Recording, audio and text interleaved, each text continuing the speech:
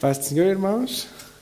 É bom estar de novo na casa do Senhor. Eu gostaria de saudar todos que estão aqui e também, claro, todos que estão acompanhando-nos em casa para a lição número 11, que vamos falar sobre compromissados ou comprometidos com a evangelização. Eu vou pedir, antes de iniciarmos, a nossa irmã Morena para iniciar com a oração, por favor. Gloria a Dios. Aleluya, Señor, Padre poderoso y maravilloso Dios. Bendito y alabado sea tu Señor, bendito y glorificado sea tu nombre, Dios, en esta mañana, Padre. Te damos las gracias, Señor, por todos aquellos que están presentes, por aquellos que están en camino, Señor, por aquellos, Padre, que están online, poderoso y maravilloso Dios. Sea tu Espíritu Santo, aleluya, visitando cada uno, Señor. Sea tú sembrando, Señor, esta palabra que va a ser sembrada en este momento, Padre. Sea tú ayudando, Señor, que esta palabra dé fruto, poderoso y maravilloso Dios, Padre.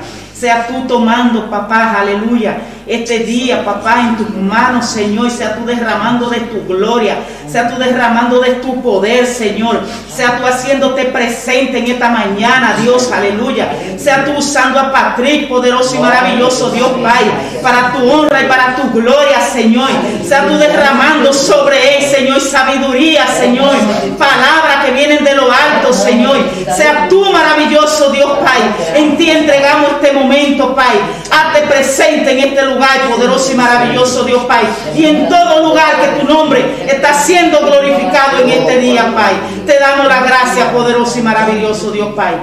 Amém. Amém. Pode tomar o lugar. Então vamos começar com o texto áureo, a lição número 11, né? Na página 50, na revista dos alunos, e na página 75, na revista dos professores, que diz, em Romanos 1:16, porque não me envergonho do Evangelho de Cristo, pois é poder de Deus para a salvação de todo aquele que crê, primeiro do judeu e também do grego. A verdade prática diz a nossa responsabilidade para a salvação de todos os seres humanos mediante o Evangelho do nosso Senhor Jesus Cristo nos torna servo de todos. E a leitura bíblica em classe encontra-se em Marcos 16, 14 a 20, que nós também já lemos a semana passada, mas vamos voltar a repetir. Amém? Marcos 16, 14 a 20, que diz: Finalmente apareceu aos 11, estando eles assentados juntamente, e lançou-lhes em rosto a sua incredulidade e dureza de coração, por não haverem crido nos que o tinham visto já ressuscitado. E disse-lhes: Ide por todo o mundo, pregai o Evangelho a toda a criatura. Quem crer e for batizado será salvo, mas quem não crer será condenado. E estes sinais seguirão aos que crerem. Em meu nome expulsarão demónios, falarão novas línguas, pegarão nas serpentes, e se beberem alguma coisa mortífera não lhes fará dano algum. E imporão as mãos sobre os enfermos e os curarão. Ora, o Senhor, depois de lhes ter falado, foi recebido nos céus e assentou-se à direita de Deus. E eles, tendo partido, pregaram por todas as partes, cooperando com eles o Senhor e confirmando a palavra com os sinais que se seguiram. Amém. Amém? Então nós aqui percebemos que estas foram as últimas palavras de Jesus, né? Que deixou antes de voltar para o céu, para os discípulos, e que fica também claro que é algo que nós devemos fazer no nosso dia a dia. Bem-vindo também, pastor, irmã Terezinha. Objetivo geral: conscientizar a respeito do compromisso com a evangelização. E os objetivos específicos são mostrar a evangelização como a prioridade dos pentecostais, enfatizar que Jesus morreu para salvar todos os seres humanos e argumentar que o Novo Testamento destaca a obra missionária na esfera local e transcultural. Ok? Então nós também vamos falar da questão da missão. E vamos iniciar com a introdução. Hoje vamos correr um bocadinho, não é? Porque eu ainda gostaria de fazer algo após a lição, porque a lição vai ser muito teorética, mas eu gostaria de falar sobre a prática, não é? Então vamos iniciar. A introdução diz: o reino de Deus cresce à medida que os pecadores vão se convertendo ao Senhor Jesus. A igreja é a única agência do reino de Deus escolhida pelo Senhor Jesus para levar a mensagem do Evangelho a um mundo que perece por causa do pecado. Com isso, nós estamos dando continuidade ao trabalho que Jesus começou. Isso aponta para a importância da evangelização e da obra missionária. Tópico 1. a evangelização como prioridade. O Evangelho não é uma mensagem alternativa. Trata-se de uma questão de vida ou morte. Vida para os que recebem a Jesus como o seu Salvador e morte aos que o rejeitam. A divulgação das boas novas de Cristo é tarefa de todos nós. Ok? Já esta frase praticamente resume a importância da evangelização. Em nossas mãos, com a responsabilidade que Jesus nos deu de evangelizar, de pregar a palavra, está em nossas mãos a vida e a morte nossa, né? Porque é a nossa fé, e também a vida e a morte das nossas pessoas que estão ao nosso redor, né? As pessoas que Deus tem colocado em nossa vida para falar sobre as boas novas. Se nós somos maus evangelistas, nós estamos a pôr em risco a vida dos outros que estão à nossa volta, né? E isso temos que ter em mente, por isso para nós é tão importante pregar o Evangelho. E pregar não é só aqui no domingo, mas pregar é falando com o nosso vizinho, às vezes postando alguma coisa nas redes sociais, enviar uma mensagem agradável e assim usar os meios que Deus nos tem dado para transmitir a sua palavra. Ponto 1, o Evangelho. Essa palavra vem de duas palavras gregas, advérbio, bem, e angelia, que significa mensagem, notícia, novas.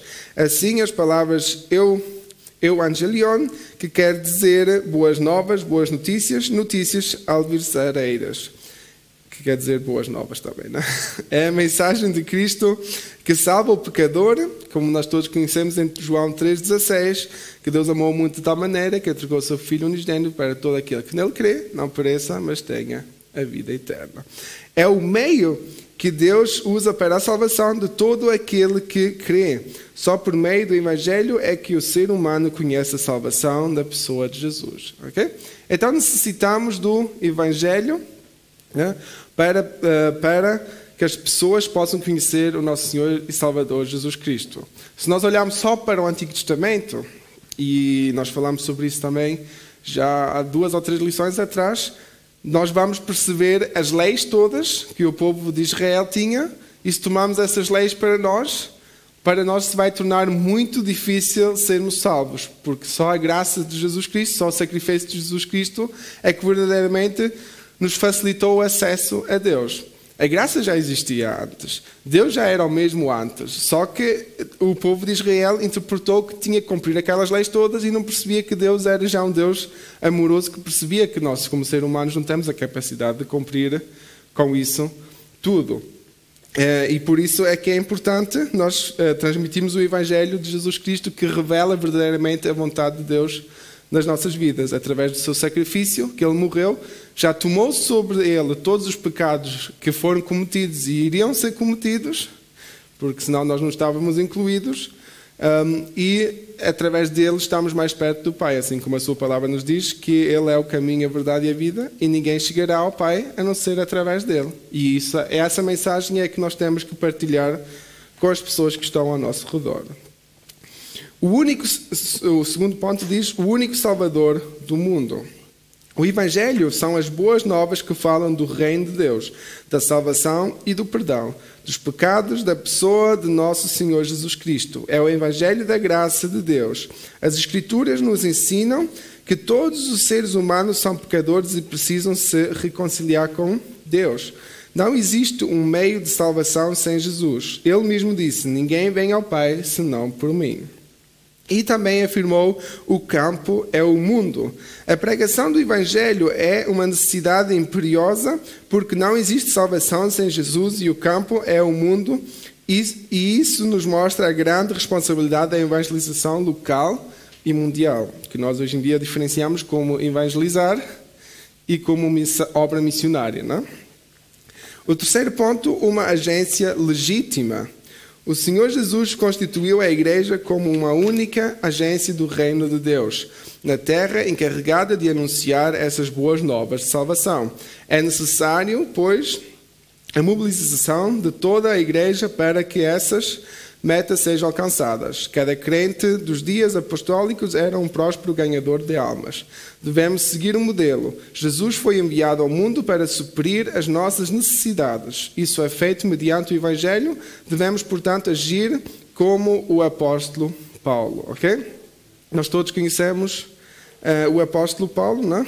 um grande missionário que ele foi, que pregou o Evangelho não somente em Jerusalém, que foi digamos que foi de umas discussões iniciais que houve, quando é que deviam sair de Jerusalém, quando é que não, e nós sabemos que quando Jesus voltou para o céu, e quando ficaram em Jerusalém, até que viesse o Espírito Santo, houve aquele debate, quando é que vamos sair de Jerusalém? E se não fosse a perseguição, muitos dos apóstolos não teriam saído nem para a Samária, ou para Samaria, que era algo que eles deviam de fazer, e mais tarde o apóstolo Paulo verdadeiramente demonstrou esse coração de evangelista, que foi pregar por todo o mundo conhecido daquele tempo, não é? E ele tinha sempre aquele desejo de ir a Roma, e então, a partir desse momento, andou sempre a lutar para chegar lá, ouvindo a voz de Deus. Nós sabemos que ele às vezes queria para um lugar e Deus o enviava para outro, e ele não sabia porquê, mas Deus o usava depois naquele lugar da forma como ele queria. E isso é o que nós também devemos ter em mente. E é isso que nós percebemos quando aqui está escrito que nós somos agência do reino de Deus. Nós todos conhecemos a palavra agência. Por exemplo, há uma agência de seguros. Não é ali que estão os seguros, não é? Ali está uma pessoa que representa aquela empresa que vai vender os seguros ou vai nos explicar como é que as coisas funcionam. E nós somos agentes, não é? Pertencemos a essa agência do reino de Deus. Nós não somos já o reino de Deus, digamos assim, né? Porque o reino de Deus começou na cruz, né? Nós só somos agentes, né, do reino de Deus. Quer dizer que nós estamos a trabalhar a favor de Deus aqui na terra. E é isso que nós devemos de perceber. Nós estamos praticamente a vender entre parênteses, nós estamos a oferecer aquilo que nós mesmo recebemos, e como foi benefício para nós, nós oferecemos esse serviço que é o Evangelho de Deus, que é através de Jesus Cristo, para as nossas vidas, ok? Assim, praticamente, é uma comparação com uma agência, mas nós não cobramos dinheiro para fazer esse serviço, não é? E os nossos seguros funcionam, não é como às vezes nas agências de seguros, que quando depois queremos usá-los já não funciona para nada. Ok. O segundo tópico diz: Jesus morreu para salvar todos os seres humanos. A extensão da obra expiatória de Cristo tem sido debate ao longo de séculos, mas especialmente depois da Reforma Protestante. Não se pretende aqui fulanizar, pois o que nos importa é a compreensão do assunto à luz da Bíblia. Primeiro, a nossa teologia. Antes, convém ressaltar que a nossa teologia é pentecostal e vem diretamente das Escrituras Sagradas, sem intermediação dos teólogos da Reforma Protestante. A teologia pentecostal que nossos pais nos legaram, não teve nenhum teólogo ou reformador como intermediário. A CPAD vem publicando em vários volumes e coleções de todas as revistas da Escola Bíblica Dominical, publicadas desde 1930. Em nenhuma delas há citação de teólogos ou reformadores para ensinar, esclarecer, ilustrar ou embasar uma interpretação bíblica. A nossa teologia é original e estritamente bíblica. É um dos legados deixados por nossos pioneiros, que vamos ler em 2 Timóteo, para perceber melhor a que é que o autor aqui se refere. 2 Timóteo 3, 14 a 17.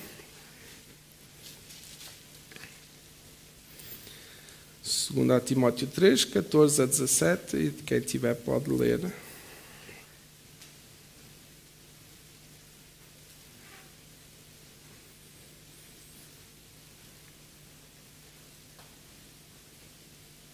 Segunda Timóteo 3, 14 e 17.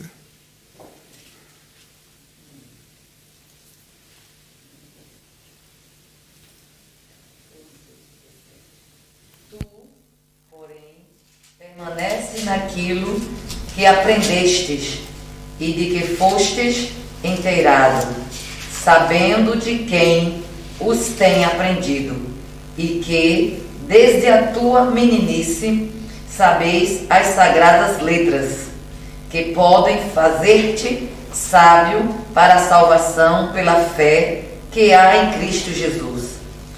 Toda a Escritura divinamente inspirada é proveitosa para ensinar, para redarguir, para corrigir, para instruir em justiça, para que o homem de Deus seja perfeito e perfeitamente instruído para toda boa obra. Amém? Obrigado, irmã Fábio. Então nós percebemos aqui que a nossa inspiração deve de ser sempre baseada na palavra de Deus. Claro que nós podemos usar literatura, assim como estamos a usar agora, e podemos usar comentários de algum estudioso ou de algum teólogo, mas nossa fé não deve ser baseada nas frases dos teólogos, não deve ser baseada naquilo que os outros dizem, mas deve ser baseada naquilo que a Escritura, que a Bíblia nos ensina, não é?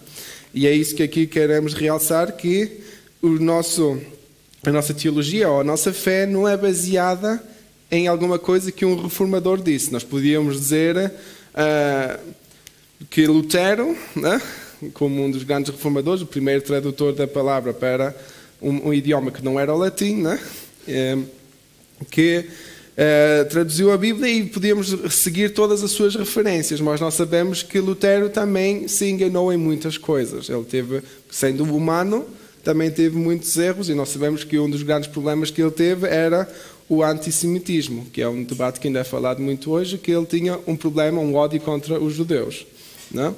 Que nós percebemos que não podemos ter isso sendo verdadeiramente crentes, porque nós sabemos que só quando o povo de Israel se reconciliar com o Pai é que se vai completar tudo aquilo que está escrito em Apocalipse, não é? Então nós devemos ter esse coração pelo povo de Israel para que eles possam reconciliar-se e conhecer o mais depressa possível que Jesus Cristo foi verdadeiramente o Messias, não é? Mas não é por isso que vamos pôr agora em questão tudo aquilo que Lutero fez, porque se fosse por isso ninguém de nós tinha a autoridade de estar aqui à frente, porque nós todos falhamos em coisas, nós todos pecamos, mas o importante é que nós nos reconciliamos com o Pai, que pedimos perdão pelas ações que nós tomamos. Mas não é por isso que nós devemos dar muito vigor à minha palavra. Eu posso dizer hoje aqui uma coisa, mas não se vão basear nisso como o vosso fundamento da fé. O vosso fundamento deve ser somente a palavra que é a Bíblia, não é? A palavra de Deus. E nós temos acesso à palavra de Deus hoje em dia, graças a Deus, por isso não temos necessidade de basear-nos só nas palavras das pessoas. O segundo ponto diz: por quem Jesus morreu? Essa é uma pergunta interessante.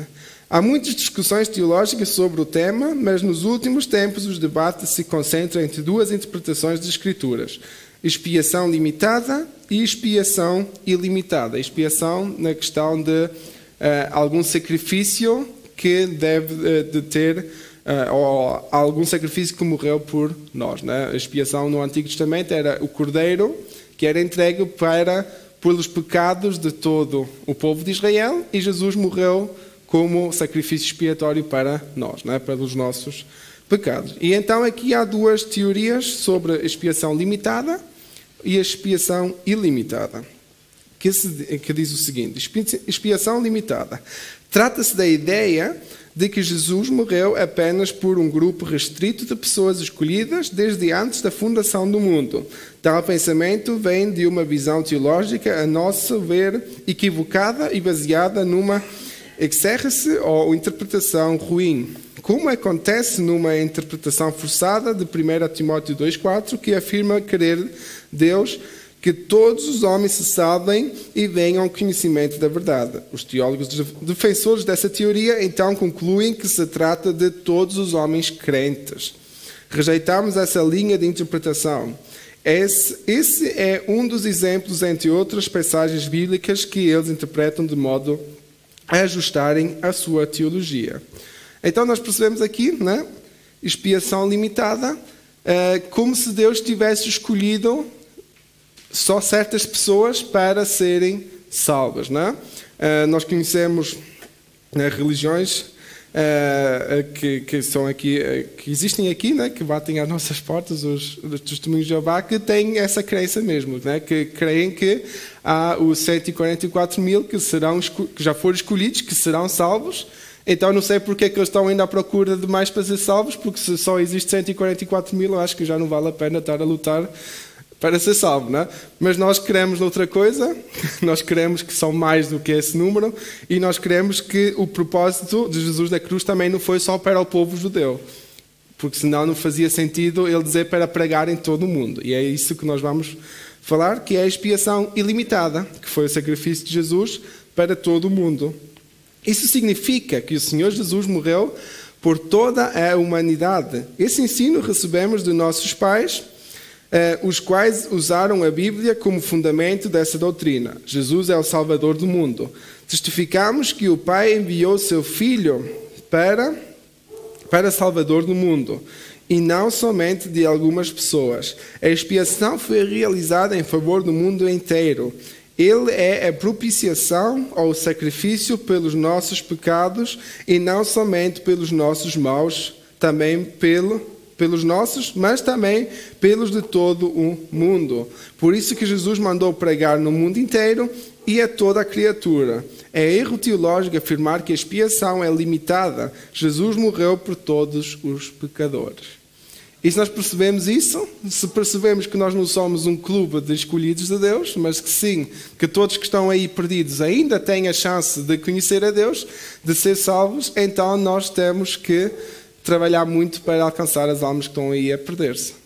Então nós percebemos que cada vez que nós estamos aqui e falta algum dos nossos familiares, é porque ainda temos trabalho de evangelização para fazer.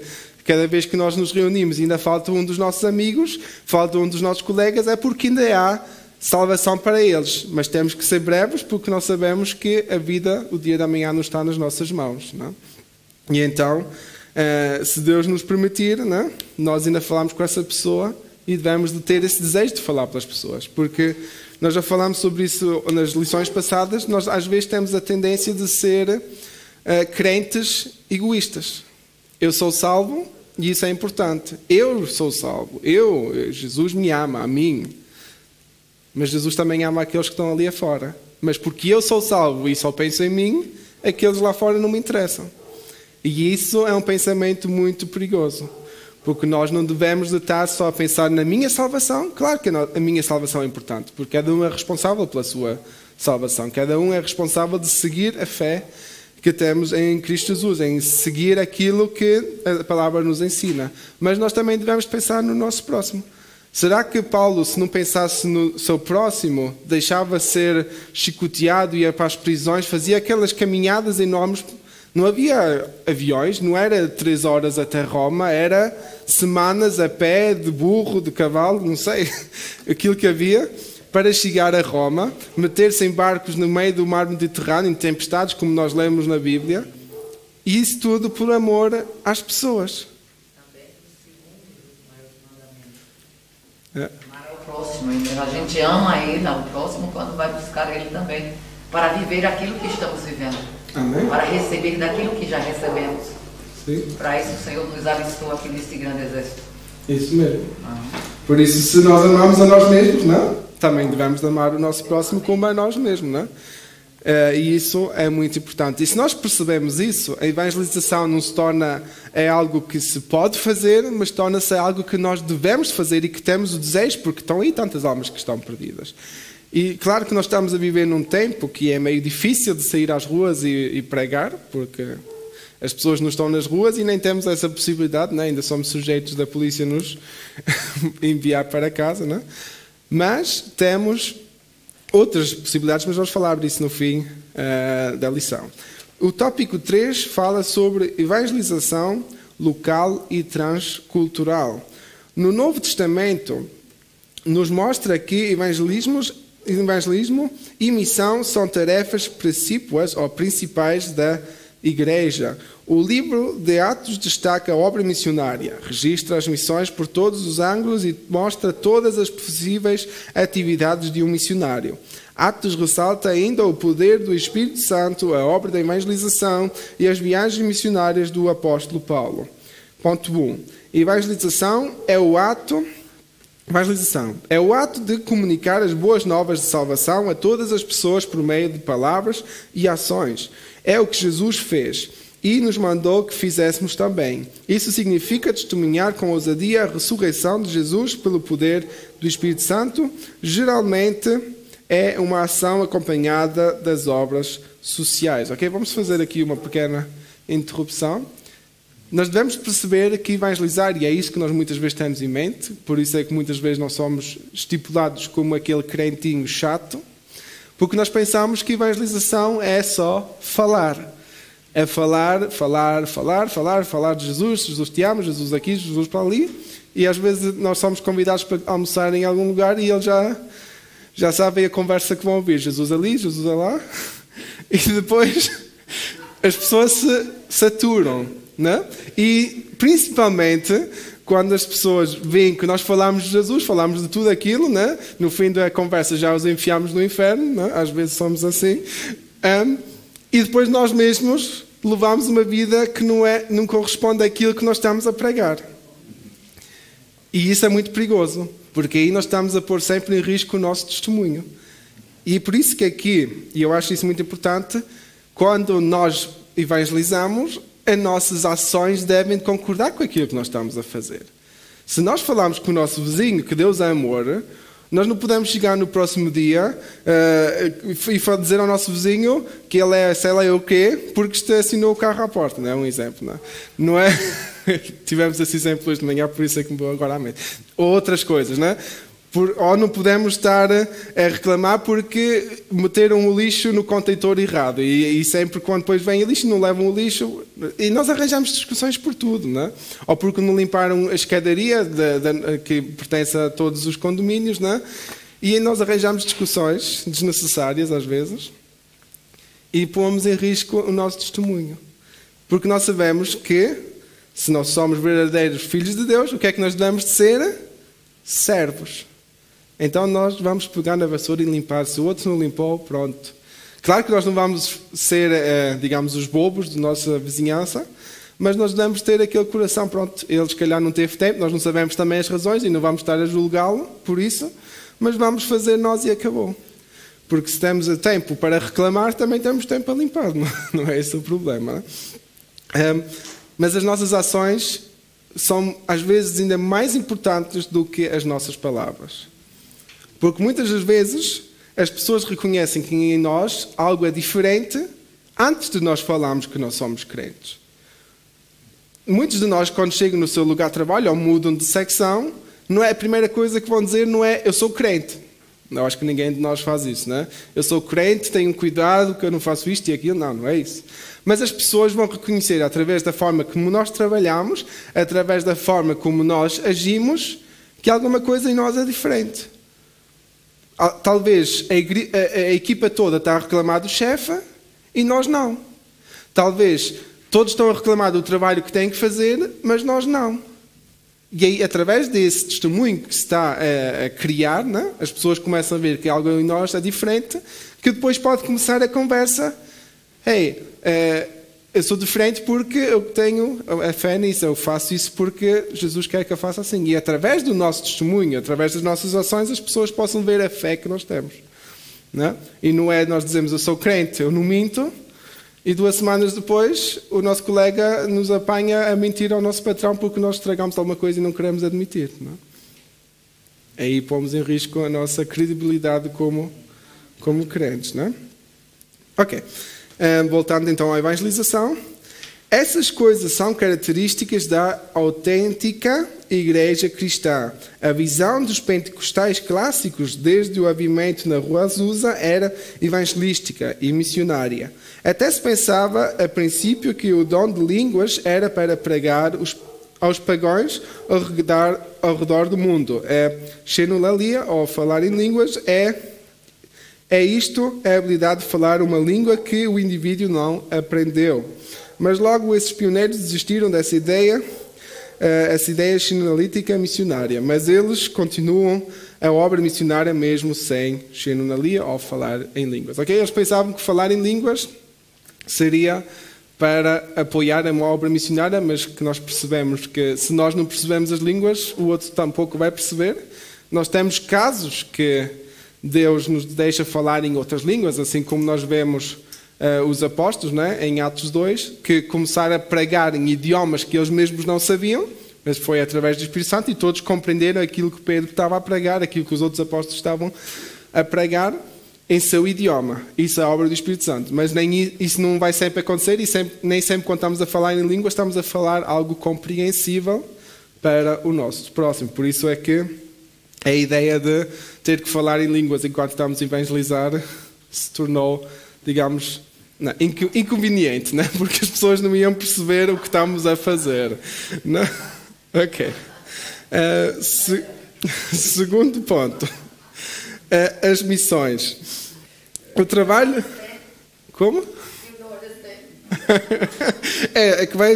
Mesmo se falássemos em línguas, né, e a pessoa depois tivesse aquele interesse, era difícil explicar o que é que nós estávamos a dizer, porque ela não ia, nós não percebemos e ela não ia perceber mesmo, ainda menos.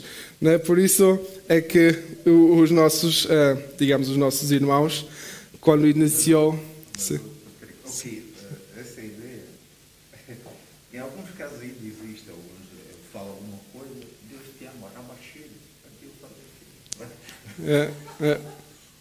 Sim, ainda existe. Né? Digamos assim, se for dentro da igreja, dentro de uma igreja pentecostal principalmente, eu creio que não há esse problema, porque nós damos a liberdade ao Espírito Santo. Logo que não se torne um caos, né? O culto, mas nós damos essa liberdade ao Espírito Santo. Mas eu creio que enquanto estamos a evangelizar, principalmente as pessoas que não conhecem, né?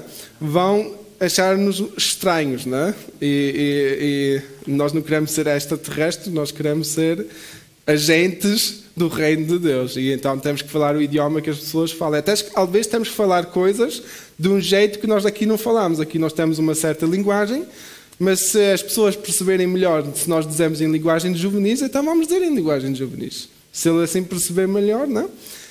Claro, tendo também em mente que não vamos dizer palavrões para explicar as coisas de Deus, não? Mas se usarmos uma linguagem mais simplificada, por que não? Não? Mas não ainda complicar mais e começar a falar em línguas e a pessoa pensa, o que é que está a acontecer? Não? E isso nós aqui sempre... Um vídeo, mas isso não vi sempre, não passava muito por centro. Uma senhora evangélica, não sei se é da Assembleia de Deus ou não, que estava a evangelizar um suposto indivíduo homossexual. E ele falava assim da salvação, mas também ofendia, depois misturava com a língua, falar em língua. Mas depois ela teve que ser processada. Porque de um lado estava a usar o direito de evangelizar, mas do outro lado também estava a ofender demais. E o público. Sim, sim. Os até que procuraram o indivíduo homossexual estavam muito calados. Mas os que estavam ao redor é que acionaram a justiça. Porque estava fora do contexto. Sim. Sim, porque devemos de perceber, né? Nós também falámos sobre esse assunto, que nunca devemos usar a palavra para criticar ou julgar os outros, né? Quem somos nós para andar a julgar as pessoas? Nós devemos de falar sobre esses assuntos e mais do que nunca na sociedade nós vemos que eles estão cada vez mais a viver ideologias que são antibíblicas e nós vamos ter cada vez mais esse problema de ter que falar sobre assuntos que a sociedade mesmo está a aceitar, que nós vemos que são contraditórios àquilo que a palavra nos ensina. Esses problemas, eu creio que isso vai ser um dos problemas maiores que nós como crentes vamos ter no futuro. É que até agora, digamos, mesmo que nós, digamos, a sociedade já não é evangélica, né? Digamos assim, os governos, mesmo que se chame de ser o Christlich-Demokratische Union, o C se tirassem, isso aí é a mesma coisa, né? Porque já não tem os valores de cristãos. Mas, até agora, vivia-se, digamos assim, as leis ainda eram baseadas naquilo que nós vivemos. Ainda havia o valor pelos casais, né? Casal entre homem e mulher, havia valor para as crianças, havia o valor, mesmo que não se ia com regularidade, ainda se respeitava os cultos, digamos, da Páscoa, do Natal, as atividades anuais, não é? Mas, isso tudo está a transformar, tudo está a ser questionado. Já não se protege o valor de casal entre homem e mulher, agora o casal é com tudo. Já não se protege o valor do sexo, agora já não há só homem e mulher, há mais outros 61 géneros, que nós não sei, né, como é que funciona, mas pronto. E isso tudo nós temos que aprender primeiro a respeitar, né, hoje em dia, infelizmente. Temos que perceber porque é que a sociedade pensa assim, para também saber como é que trazer a palavra a essas pessoas? Porque as pessoas estão convictas que isso é certo. A sociedade está convicta que isso é certo. E para não deixar que a pessoa se sinta como se está a viver uma vida errada, digamos, na questão de tudo aquilo que ela faz é errado, nós devemos transmitir o amor de Deus e que o Espírito Santo tem que fazer o resto da obra. Até lá nós temos que suportar. Imaginemos que chega aqui alguém que é homossexual, nós vamos o receber com amor, assim como recebemos um alcoólatra, assim como recebemos qualquer outro tipo de pecador. Mas nós temos que o levar a perceber, e não é por força, nem por violência, mas é pelo amor de Deus. É através do Espírito Santo que vai trabalhar. Através da palavra que vamos pregar. A perceber que a pessoa é amada, mas que Deus não quer que esse pecado fique na sua vida. E são transformações que são mais complicadas do que tirar a garrafa do vinho da pessoa. Porque uma pessoa que é alcoólatra, de um momento para o outro pode parar de tomar. Se calhar o corpo vai reclamar durante algum tempo, mas vai parar. Mas uma pessoa que pensa que gosta de uma pessoa do mesmo sexo, cresceu com esse pensamento e vai ser muito mais difícil ela achar uma pessoa de outro sexo atrativo. Até porque muitas vezes estas pessoas tiveram más experiências com a pessoa do sexo oposto. E por causa disso pensam que só podem ter relacionamentos com a pessoa do mesmo sexo. De quando crianças foram abusados, né? Abusados sexualmente pelo lado igual, né? O homem é abusado no outro, uma criança, né?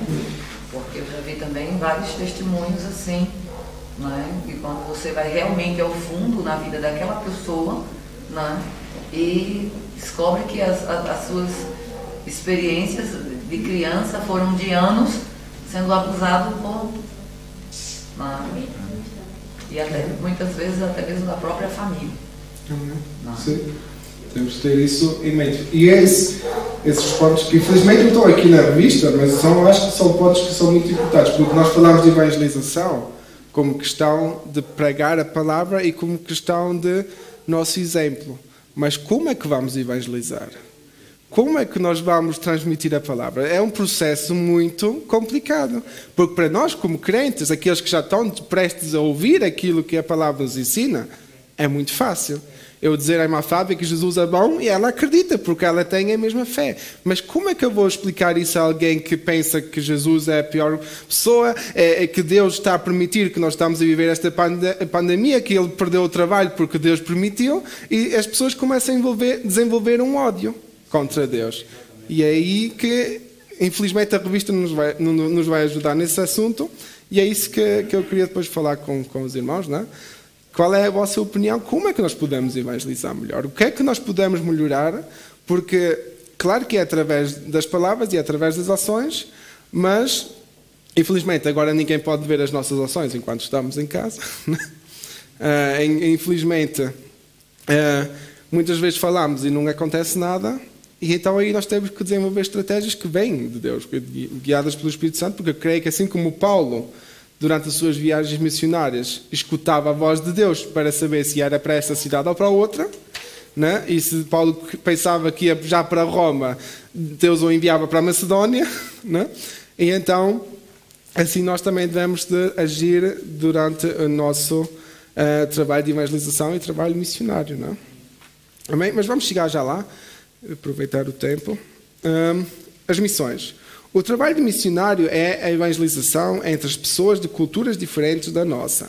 A mensagem é a mesma, é necessário ajustar e adaptar estratégias conforme o costume de cada povo ou grupo étnico. Veja como Paulo introduz a sua pregação na sinagoga da Antioquia da Psídia para se anunciar a Jesus e compare com o discurso no Areópago em Atenas. Alguém pode abrir Atos 13, 16 e 17? Talvez a irmã Fábia. Atos 13, 16 e 17. 13, 16 e 17. E eu vou pedir a Carol para abrir Atos 17, 22 e 23.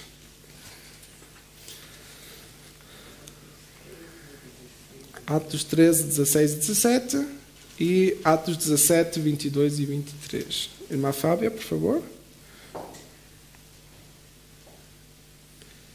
E levantando-se Paulo e pedindo silêncio, com a mão disse: varões israelitas, e os que temeis a Deus, ouvi. O Deus deste povo de Israel escolheu a nossos pais e exaltou o povo, sendo eles estrangeiros na terra do Egito. E com um braço poderoso o tirou de lá. Obrigado.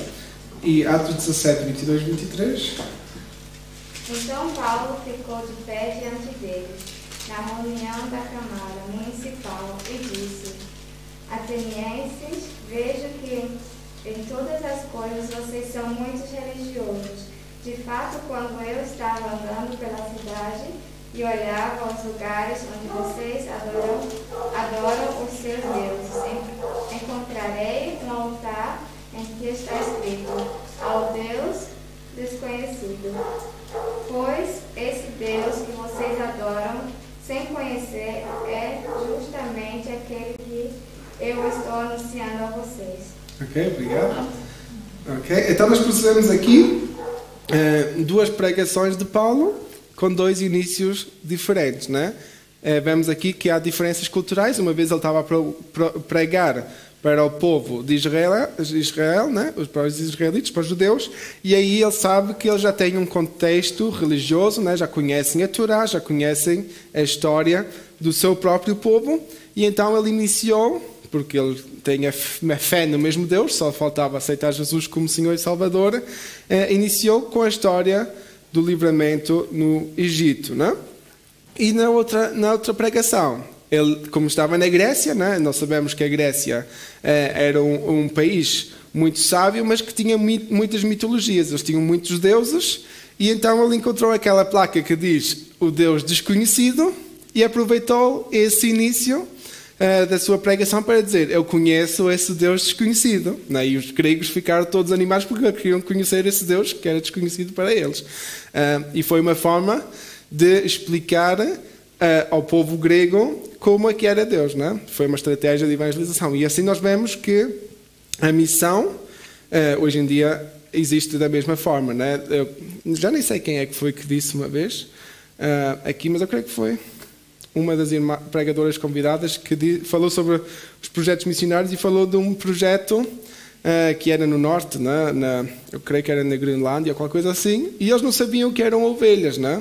Era um povo indígena que não sabia o que eram ovelhas. Então ele disse que Jesus é o pinguim que morreu de sacrifício para nós, né? Que, em vez de dizer que foi o cordeiro, foi um pinguim, porque os pinguins eles conheciam, né? E então, pronto. E isso são questões culturais, né? Porque nós podemos substituir essa palavra, porque não interessa que animal é que nós dizemos, Jesus morreu como sacrifício por nós, assim como os pinguins morrem por sacrifício para a alimentação daquele povo, né? E então eles usaram essa expressão, né? E aqui nós percebemos que por questões culturais, às vezes nós temos que adaptar a forma como nós pregamos, né? E isso é importante. E é isso que nós falamos há bocado, a linguagem é importante. Se eu falo com um jovem, eu não posso estar a falar de uma linguagem muito complicada que ele não vai perceber. Se eu estou a falar com uma criança, eu tenho que lhe explicar as coisas de forma que ele perceba, né? Os que dão as aulas na escola dominical para as crianças sabem isso, que estão a tentar explicar a palavra de uma forma para eles que é fácil, porque senão eles vão começar a adormecer quando nós começamos a falar sei lá eu, do tabernáculo e do Pentateuco e da Sinonalia, e eles não percebem nada, né? Bahnhof, assim como dizem os alemães, e assim torna-se complicado. Nós então temos que adaptar a linguagem a com quem estamos a falar. Mas vamos continuar, porque senão o tempo corre hoje. O cristianismo não tem o objetivo de padronizar o mundo e nem destruir as culturas. Sua mensagem, porém, é universal. No dia do triunfo de Cristo e da Igreja, cada povo ou etnia se apresentará louvando a Deus na sua própria cultura. Por isso o apóstolo Paulo disse que, sendo livre, se fez servo de todos, judeu para os judeus, sem lei para os sem lei, para ganhá-los para Jesus. Terceiro ponto, o desafio hoje. Jesus disse, o campo é o mundo. Ele não disse que o campo é Jerusalém, nem a Judeia, nem Roma, nem minha cidade e a tua. Jesus não disse para primeiro pregar em Jerusalém, depois na Judeia, depois em Samaria e depois ser testemunhas até ao confim da terra, mas mandou pregar tanto em Jerusalém como em toda a Judeia, Samaria e até os confins da terra. Isso fala de simultaneidade. Do contrário, o Evangelho estaria ainda em Israel, confinado entre os judeus, pois Jesus mesmo disse, porque em verdade vos digo que não acabareis de percorrer as cidades de Israel sem que venha o Filho do Homem. Amém? Então chegamos aqui ao fim desta parte. O desafio hoje é perceber que nós devemos de evangelizar. Todos são aqueles que são alvos para ser salvos. Quer dizer, nós não temos que escolher pessoas para ser salvas. Deus não escolheu pessoas que vão ser salvas.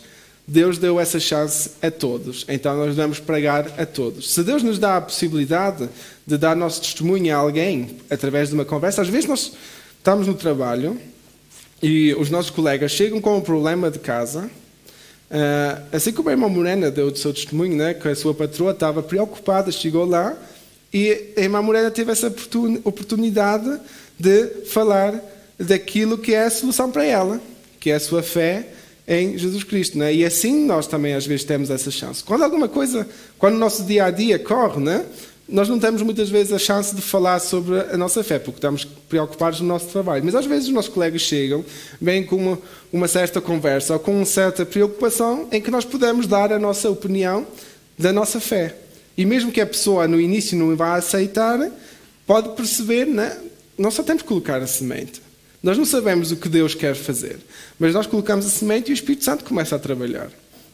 Se nós continuarmos a regar essa semente, qualquer dia nós vamos ver uma bela flor. Nós vamos ver que essa pessoa de verdade aceitou Jesus como Senhor e Salvador. E mesmo que nunca venha para a nossa igreja, se for para uma igreja onde é pregada a verdadeira palavra de Deus, que seja para a glória de Deus. Mesmo se, por exemplo, se os nossos jovens não voltarem mais para este lugar, mas se estiverem numa igreja onde eles são recebidos, onde eles vão ouvir a verdadeira palavra de Deus, amém, glória a Deus para isso. Porque a salvação é mais importante do que aonde estão. O mais importante é que eles saiam do lugar de pecadores, que saiam desse sofrimento como pecadores para ser salvos. E é esse o nosso ponto de evangelização. Às vezes nós estamos fixados tanto em evangelizar para que chegam na nossa igreja e ainda estamos fixados que as pessoas sejam transformadas por Jesus Cristo. Nós não queremos a casa cheia. Claro que nós queremos a casa cheia, não é? Mas é uma questão de dizer, não é? Nós não queremos a casa cheia com pessoas que não querem conhecer Jesus. Nós queremos a casa cheia com pessoas que estão dispostas a mudar a sua vida. Amém? E como é que eles vão mudar a sua vida? Através do nosso testemunho, através da palavra que nós pregamos. Mas agora vou aproveitar os últimos 5 minutos, mas mesmo 5 minutos, para ouvir de vocês quais é que são as vossas estratégias de evangelizar. Porque há tantos caminhos, né? Nós ouvimos aqui algumas maneiras, mas quais é que são as vossas estratégias? Principalmente agora em tempo de confinamento, em que não podemos ter tantos contactos sociais. Quais é que são as vossas experiências? Sim? Esse final de semana, eu tirei tempo para uma amiga, assim, na verdade é a cliente da minha mãe, e ela sempre vai lá em casa, mas ela dorme no próximo dia, a gente fica conversando, vê um filme, mas ela, assim, ela não é crente, né? Ela não... Aí, às vezes, eu converso com ela, mas ela ficou, tipo assim, um pouco mais conversa, do testemunho, algumas coisas que aconteceram na minha vida. E essa semana ela me pediu uma Bíblia. Eu saí catando todas as Bíblias lá, qual a linguagem mais fácil. Ela pediu uma Bíblia, aí eu pensei assim, mais ou menos, vou perguntar se ela quer ir comigo para a igreja. Mas eu fiquei assim ainda quietinha, né? Aí hoje ela foi para casa, mas assim, ela disse que quer muito vir visitar a igreja. E eu fiquei muito feliz, porque assim, uma coisa que não acontece sempre, né? Tirei um pouco de tempo para ela, mas assim, ela saiu bem feliz de lá de casa. E ainda saiu com a Bíblia. E assim, a gente nunca imaginava a irmãinha que ela tem uma personalidade muito forte. Amém. Glória a Deus. Amém. Então aqui vamos ao primeiro passo, né? Relacionamento pessoal. Eu acho que esse sempre é o melhor caminho, mas há várias formas, irmão Orlando. Sim. Do que nós aprendemos aqui, eu posso deduzir que para evangelizar as pessoas têm que estar altamente preparadas. Porque o facto de nós lermos a Bíblia, isso não implica que nós estamos altamente preparados para evangelizar. Porque há muita gente, e vários exemplos de grandes pessoas. O facto de eu posso ler a Bíblia, como José Saramago leu a Bíblia, como José Rodrigo dos Santos leram a Bíblia, e depois escreveram grandes livros contra a palavra de Deus. Por quê? Porque não conseguiram interpretar realmente o que está dentro da Bíblia. O facto de ler, agora estamos aqui, nós lemos a Bíblia, estamos a participar num estudo bíblico para aprender ou interpretar exatamente o que a Bíblia diz. Porque se eu saio daquela fúria porque vou bater, eu posso me deparar com o José Rodrigues dos Santos, posso me deparar com o José Saramago e depois chego ali, fico naquela, mas a palavra diz aquilo, diz sim, a palavra diz aquilo, mas também Deus fez aquilo. Se eu não estiver preparado, não tiver as ferramentas, crio depois uma neura ou uma fúria contra a pessoa que começa a apoiar porque essa pessoa não aceita a palavra de Deus, ou porque tu estás condenado diretamente para o inferno. Porquê? Porque nós não temos aquele revestimento que é para conseguir explicar àquela pessoa. Enquanto eles leram a Bíblia, interpretaram de uma outra maneira, e nós, cada um de nós, participamos desse estudo e sempre que é para aprender cada vez mais e mais. Se aí eu porém evangelizar, há uma coisa que se diz, eu posso até transmitir a palavra de Deus sobre as minhas experiências, mas depende a quem eu vou encontrar. Se eu encontrar uma forte resistência, eu preciso me preparar. Sim, isso é um ponto muito, muito importante, né? Porque nós, se formos ver o exemplo até da Bíblia mesmo, o diabo, quando tentou a Jesus, o que é que ele usou? Ele usou a Bíblia, ele usou a palavra. E Jesus usou a palavra para defender-se contra aquilo que o diabo estava a dizer. Então temos que ter isso em mente, né? As pessoas, muitas vezes as pessoas até ateias, que não creem em Deus, conhecem a palavra às vezes até melhor do que nós mesmos, que isso é falta nossa, isso é uma falha muito grande, porque nós somos salvos pela graça, mas na mesma devemos de conhecer a palavra. Nós devemos de estudar aquilo que Deus verdadeiramente quer ensinar.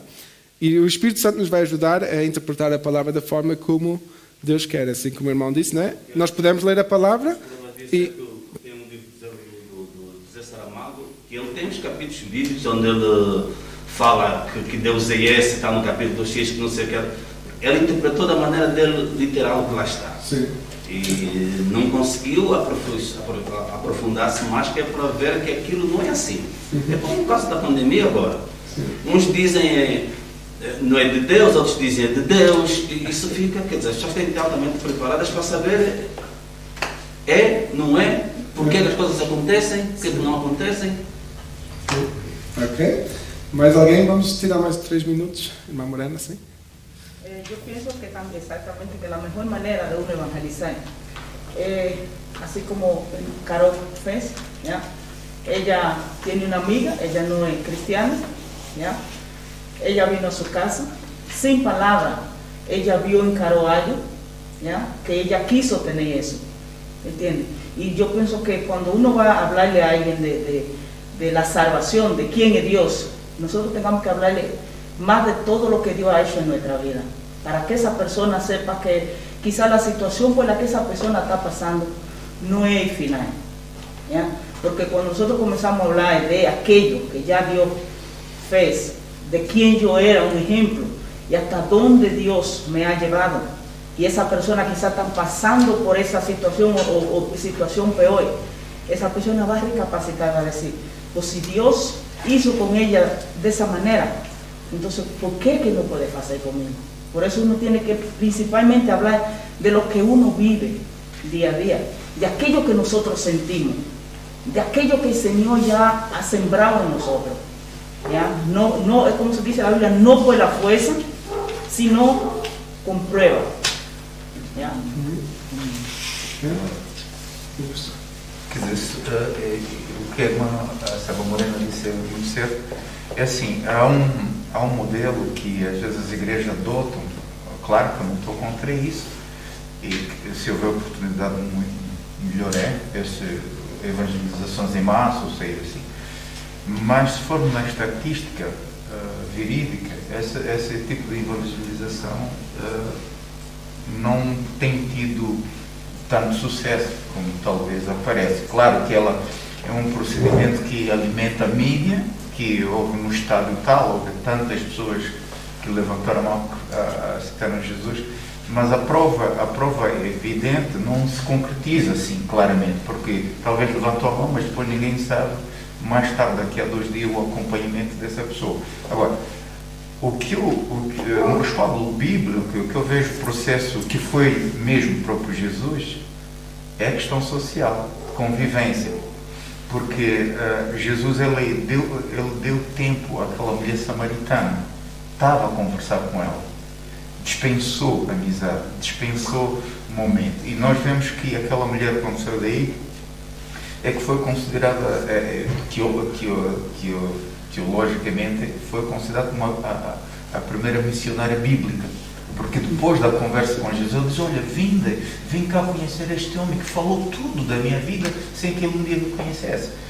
Então Jesus, ele não entrou em massa, ele aproximou. E eu, por mim, claro, toda a glória para Deus. Como é que as pessoas se despertaram da minha vida? Meus amigos, por exemplo. Eu nunca sentei 3 horas e tanto a convencer o Orlando do cristianismo. Mas fomos amigos, ou somos amigos. Eu comecei a ver uma coisa. Antes ia por um lado assim, agora ele está aí para o lado assim. Claro que esperou. Passou 10 anos, parece. Mas ele estava observando a minha vida. E não foram tanto as minhas palavras que lhe convenceram. Ele foi observando aquela coisa e depois, olha. Eu, portanto, eu vejo que o bom evangelismo é mesmo... apoiamos esse também de ser ruas, tudo, graças a Deus, mas o bom evangelismo é a gente entre nossos colegas, a família, as visitas, porque as pessoas observam. Eu posso falar tanto, mas as pessoas vão esperar a fonte da minha conduta. E a conduta é como se diz, as nossas ações por vezes falam mais do que 1000 palavras. Então, a igreja, como dissemos ali, que é a agência, a igreja está ali no estudo, é a agência do evangelizador. Por quê? Porque ela representa essa socialização, essa tolerância, este amor. Então as pessoas observam, entendeu? E porque se nós vamos à rua, que é bom, claro, mas vamos fazer uma questão publicitária. Pode dar algum resultado, mas o meu resultado é... o nosso o Patrick e a mamãe têm o mesmo exemplo. O irmão Beto, ele falaram do Evangelho, mas ele foi acompanhando a vossa vida. Até que ele também disse: puxa, esta é a vida que eu quero. Amém. E hoje ele tem. Amém. Comigo, em certos casos, também não é muito diferente. Nesse tempo que estive mesmo no Brasil, encontrei com alguns amigos, antigos amigos, porque por motivos meus, e o Senhor sabe de todas as coisas, tive algumas decepções com amizades femininas, e a maioria das minhas amizades eram todas lésbicas e homossexuais. E eu amava esse povo durante o tempo qual vivia com eles, e por que não agora? Por que não agora? E agora é que eu amo mesmo, sabendo, conhecendo um pouco daquilo que eu já tenho aprendido da verdade, que é Jesus, eles precisam também saber. E houve um deles, estavam nos encontrando, e ele disse: amiga, nós vemos a tua transformação, nós vemos o que aconteceu, o que Deus tem feito contigo. E ele veio, e como se fosse um grito de socorro, ele olhou para mim e disse: não nos deixa. Assim ele me falou: não nos deixa. E aquilo me... sabe? Eu digo: nunca. E aquilo que eu pude falar para eles, e falo em continuidade através do o meu celular no Zap e alguns outros, né? Houve mesmo situação de eu chegar no salão de um deles e ali haver situação de eu ter a liberdade de falar de Jesus. E é um salão de beleza, o dono é homossexual, mas todos os outros que trabalham com ele também são, né? E eles ouviram atentamente ali a palavra que o Senhor colocou, a glória de Deus, o louvor é para Deus, e eu vi o trabalhar do Espírito Santo ali, e eu creio tão somente que a semente ficou plantada ali naquele lugar.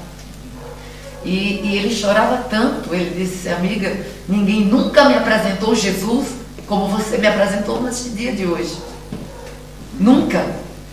E é maravilhoso te ouvir. Vem outras vezes aqui. E isso para mim foi assim, gratificante demais. Foi uma das maiores alegrias que eu tive. Sabe? E, assim, é maravilhoso. Amém. Ok, Ivan Maximino, por favor. Queria só dizer uma coisa, que a pergunta é como podemos, ou como é que podemos evangelizar, ou particularmente, ou pessoalmente, ou em público, não é? Eu, por exemplo, uso alguns métodos, ou com colegas, ou com amigos, ou com pessoas que eventualmente conversamos. Portanto, o tema da conversa que sai sempre, que a gente nunca espera, não é? Uma conversa qualquer. E se nós conhecermos a palavra de Deus, conhecemos os versículos, conhecemos coisas relacionadas, portanto, o assunto com o tema que emerge da conversa, por vezes a melhor palavra que nós podemos dar é: olha, sobre este assunto até está escrito isto assim, assim. E foi escrito já há 2, 3 mil anos. Portanto, eu por vezes utilizo esse sistema. Portanto, assim, mas nada de insistir, nada de abrir a cabeça, como fazem as minhas começar a querer pôr as coisas lá dentro. Portanto, às vezes faço assim, olha, sobre isto, olha, está escrito isto. E às vezes as pessoas até, eu gosto de falar com aquele indivíduo, com aquela pessoa, aquele diz umas coisas assim diferentes e tal. E penso que também é um método de poder, particularmente numa conversa aí na rua, num encontro qualquer, dizer, olha, está escrito isto assim, assim. As pessoas nunca ouviram aquilo. E ao dizermos está escrito, parece que pesa assim um bocadinho na mente das pessoas, não é habitual.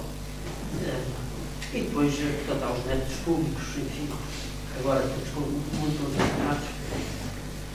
Mas, por exemplo, se nas ruas de movimento, estava a sair esta ideia, portanto, basta tocar uma música evangélica e deixar ter lá um folhetezinho, ou 2 ou 3 deles, e dizer, leve, é gratuito. Nada de falar, apenas a música. As pessoas levam tudo e depois vão ler aquilo e alguma coisa pode tocar. Mas a forma realmente que eu acho que pode ter algum efeito é, pois já tem pessoas aqui que pá, um assumido e tal, mas diz assim, e temos que ter sempre cuidado, não é? O tal comportamento que a gente temos que ter, dizer isto ou aquilo e depois estragar tudo no comportamento diário, nas atitudes, nas palavras, etc. Portanto, isto. Obrigado, irmão. Obrigado a todos. Já estamos 10 minutos acima do horário, por isso vamos terminar mesmo. Mas eu creio que o que deu para ficar claro é: vamos aproveitar todos os canais que Deus nos dá, não é? Vamos aproveitar as redes sociais que temos para trazer a palavra de Deus, não é? Não vamos ser chatos, não é? Isso devemos de evitar, porque se as pessoas virem que nós estamos a bater sempre na mesma tecla, elas também não vão querer ter convívio connosco. Vamos usar as conversas pessoais, e eu acho que isso é o mais importante, porque às vezes nós pensamos, postamos alguma coisa nas redes sociais e já estamos a evangelizar suficientemente, mas os contactos pessoais são muito importantes. Claro, em tempo de pandemia não funciona tão bem, não é? Mas as conversas que vamos ter, aproveitamos, às vezes temos tempo para... Às vezes telefonamos horas e horas ao telefone, falamos sobre tudo e não falamos sobre aquilo que devemos falar. Vamos aproveitar os tempos então que temos para continuar a falar sobre o nosso Deus e o amor que Ele tem, aquilo que Ele pode transformar e principalmente ser testemunho através das nossas ações, através da nossa própria vida. Amém? Para a semana vamos falar sobre a urgência do discipulado, que é um tema muito importante, sobre como transmitir a palavra e como crescer na palavra, não? E que o Senhor vos abençoe, todos que estão aqui, todos que estão em casa, e Deus vos abençoe.